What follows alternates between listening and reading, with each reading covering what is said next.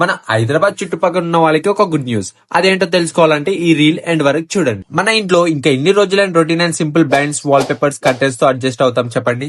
అందుకే మీకోసం customize blinds and wall papers తీసుకొని వచ్చాం. అది ఎక్కడనో కాదు, మన అమీన్పూర్ లోనే అను ఇంటీరియర్స్. వీళ్ళ దగ్గర ఏంటి స్పెషల్ అంటే వీళ్ళు మన ఇంటికి ఎలాంటి బ్లైండ్స్, వాల్ పేపర్స్, కర్టెన్స్ కావాలో చెప్తారు.